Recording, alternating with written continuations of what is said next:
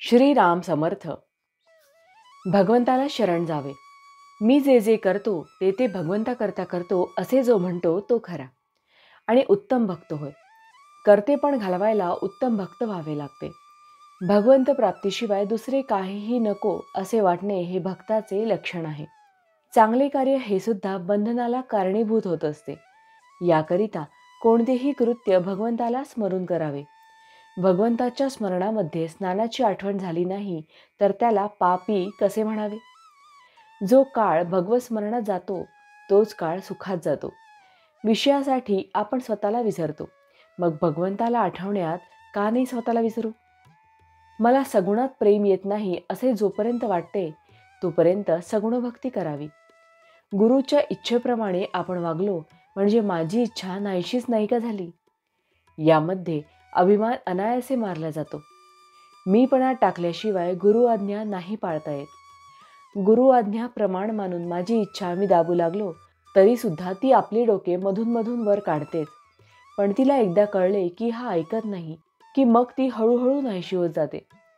देह अर्पण करण्यापर्यंत मजल आली तरी गुरु आज्ञा मोडू नये. देहातीत व्हायला गुरु आज्ञेप्रमाणे वागणे यापरती दुसरे काय आहे. मी देही नाही असे म्हणत राहिला तर माणूस केव्हा तरी देहातीत होईल. आपला धर्म आणि नीती सांभाळावी आणि सत्संगतीने राहण्याचा प्रयत्न करावा. संत आणि प्रापंचिक दोघेही प्रपंच करतात, पण प्रापंचिक कर्तेपणा आपल्याकडे घेतात तर संत राम करता असे म्हणून प्रपंच करतात. कर्तेपण तुम्ही आपल्याकडे घेतलेत तर सुखदुःख भोगावे लागेल.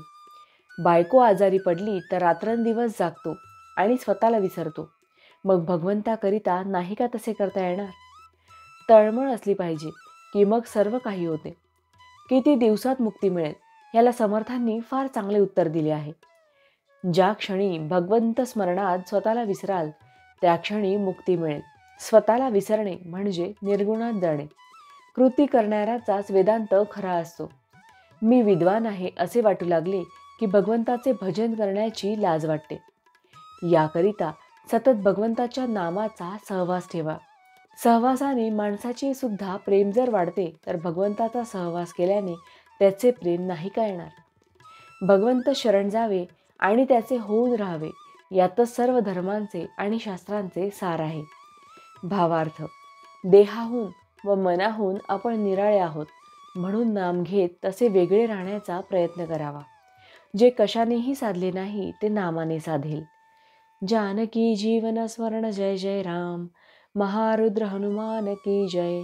समर्थ रामदास स्वामी महाराज की जय. सब संतन की जय. श्री अनंत कोटि ब्रह्मांड नायक राजाधिराज सच्चिदानंद सद्गुरु श्री ब्रह्मचैतन्य महाराज की जय. जय जय रघुवीर समर्थ.